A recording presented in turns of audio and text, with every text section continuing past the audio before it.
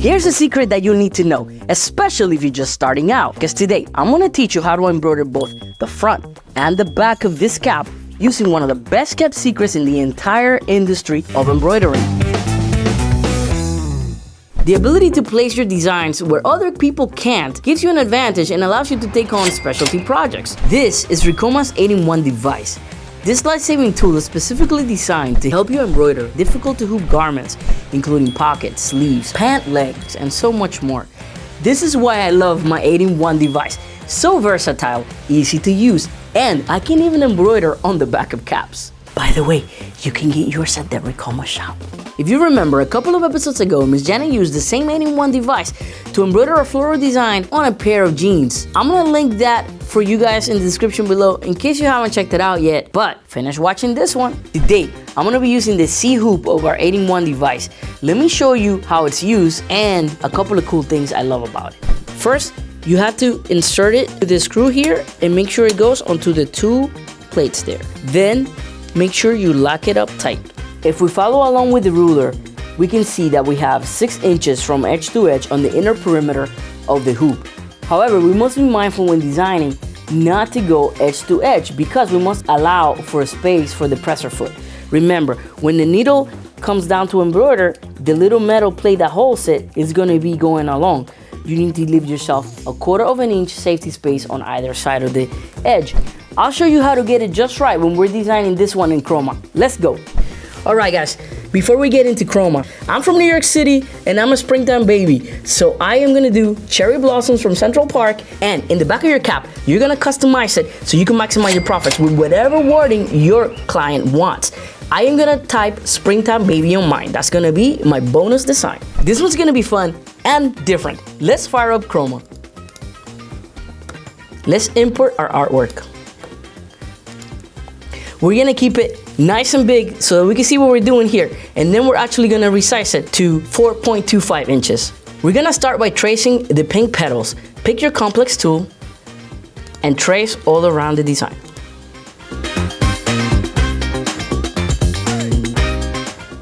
Last petal on this one, close the loop, and there we go. We're gonna make this a light pink, so as always, click on our color chip, scroll to this baby pink blush here, and there we go. Now, we have to do the details on the flower. Let's hide the complex field by clicking on the eye right there. All right, now that we hit the complex field for the rose petals, we're gonna do the details. Let's go to the simple run tool here and draw the white details. Do a line, come down, bring it back to the other circle, close it there, draw another one here, and go all the way around until you have finished all the white lines. And you keep watching, because when we're done with this front, we're gonna teach you how to hoop and embroider the back of the cap. One cool thing, guys, whenever possible, bring the points back to the beginning origin. This is what I mean. If you click on the edit tool here, you have this red dot for the stopping point and this green dot for the beginning point. If you put them both on the same place, the machine is gonna run the stitch all the way around and double back all the way to the same point of origin. This gives you a nicer, thicker run stitch. Cool. Now that we have all of those are gonna be our white stitches, let's change our color chip. Here, super white, and right click. Oops, sorry, we gotta select them first. Right click, and there they are. That's our white details. If I turn on the pink, we can see that we have the white details.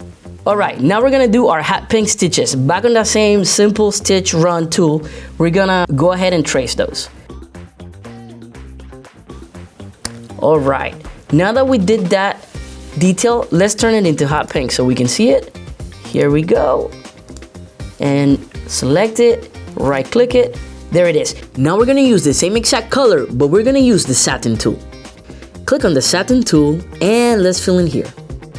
I'm gonna actually zoom in a little closer so that you can see how the satin stitches get done. I don't think I've shown you that before here on the show. So we're gonna draw a ladder pattern like this. So we're gonna go back and forth until we fill our entire shape.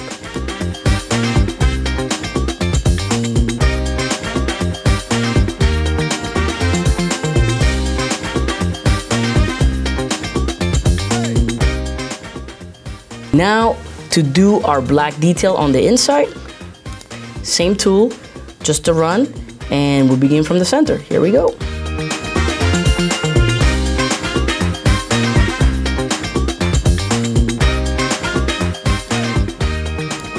And there it is. This one is gonna be black, so let's get another color chip. Boom, there we go. Now, let me show you a neat trick to get the outline of the flower. We're gonna go back to our pink petals over here, and we're gonna copy, and we're gonna paste. Then we're gonna turn it into black by right-clicking, and then we are gonna tell it to convert to a run. And there's our black outline. We're also gonna bring it down with the command bracket. And the last thing we're gonna do is grab our geometry tool here and draw an ellipse as the center of our flower, make it black, and turn him into a complex feel. Okay, that's our first flower right there. We're gonna do the same thing all across the design until it's completed. I'll show you what I mean. All right, here's the entire thing. We're done. Let me show you how this plays. First of all, let's look at our measurements. We have 4.26 on the width and 2 inches on the height. We're also zeroed out, meaning being center X, center Y on the hoop. And I'm gonna play it for you so that you can see how this entire thing stitches out. We keep the Chroma sessions short, sweet, and entertaining. If you would like a more in-depth tutorial with all the specific settings, let me know in the comments with hashtag ChromaLove. And that's it, folks. That's our entire design. For our second design, I just went on my text tool, I typed Springtime Baby, and there's one more thing we gotta do to both of our designs. We're gonna select everything, Control-click, and then go over to our utility tool here, change style, and this time we're gonna go from normal to cap. Boom, we did it on this one. We're gonna save it as a DST, and we're gonna go back to our original design. So here we go. That was our original design. We're gonna right-click, utility, change style, go from normal to cap. Pay close attention when I click OK. Boom, there it is. What this is doing, it's accommodating the stitches for the push and pull of the needle threading onto our cap. This ensures that our outline comes out perfectly on registration, right on point when we stitch it. Now we save both files as a DST and we go embroider them on our 81 device on our marquee. Let's hoop them. Grab your perfect stick backing. I have pre-cut mine. Peel it. And you want to have extra to the side. If it's too big, just cut it.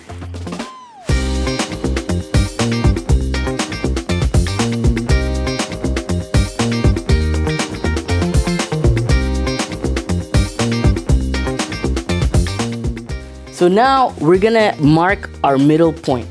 Remember those notches I showed you at the beginning? You can use them to mark your center line. There we go. All right, guys, let's begin by grabbing our hat and opening the buckle in the back. We're gonna be hooping it this way. We're gonna be aligning this center line with the line that we drew back here on the backing, okay? We're gonna flatten it as much as possible, and we're gonna make sure that the brim here, this part, goes under the metal, right there. Just like that, right there. Now, we'll place it down, making sure that everything's squared away. We're gonna take that center line and stick it to the backing. Make sure it's super straight. And now, we want to take the excess fabric and clip it. Another thing I use are the safety pins here on the side to prevent the design from losing registration. Remember our nifty hack with the template? I've already pre-cut mine. We're gonna use it to mark the perfect spot for our design on our cap. Bring it down, align it with the center line, and the cool thing about using this is that we can actually see how much room we've got between the design and the metal template, allowing enough room for the presser foot.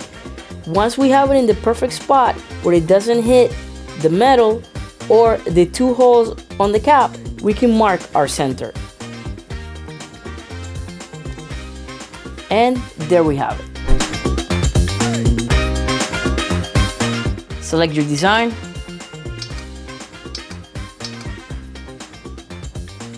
There we are. Set your colors. I've already preloaded mine. Select your hoop. I want one with a lot of room here. Okay, and now we're gonna place our needle on our center mark. In the middle there, and we want it to come forward towards us. Now we can see that our presser foot and our needle are aligned with our blue dot. Lock it up and trace.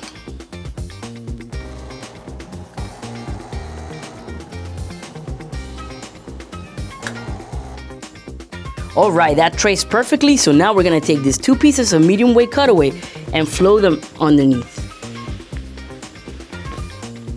Ready to roll? Remember, there are many different style hats that you can embroider, as well as different creative elements that you can add onto your design. As a matter of fact, not that long ago, I actually embroidered a custom bridal design on the brim of a sun hat. It was made of straw, so I used a thicker needle, and I teach you exactly how to make that. I'll leave a link to that in the description below. Remember, watch it after you're done with this one. Oh wow, look how awesome these are. First, we're gonna take the clips out. Then our safety pins. Now we're just gonna tear it and cut the excess backing.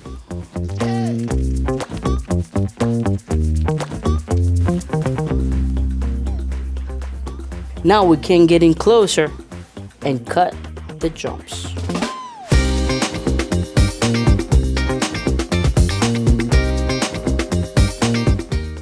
All right, here we go. That's our clean inside of the hat.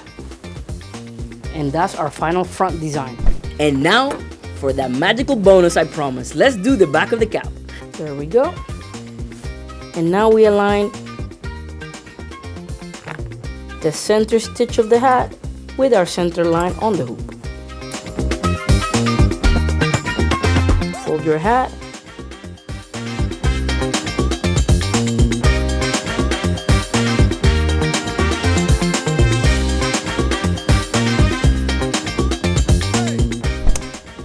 Now we're ready to place our tracing mark.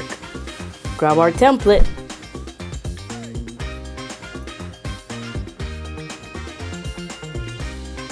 And there we go. Lock it in place.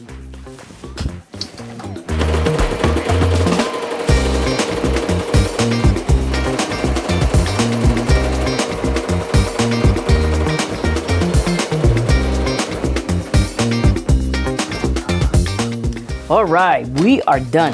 Let's clean it up. First, let's unclip it. And now we can simply rip them apart. First thing, as always, we cut the excess backing. Follow along the curvature of the design.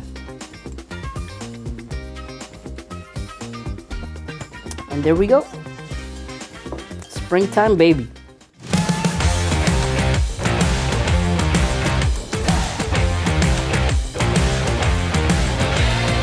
That's it for today, folks. If you enjoyed this episode, go watch this other one where I teach you how to do patches 2 ways. First, fully embroider, and then with applique. And if you want to use the files that we created today, the links are in the description below.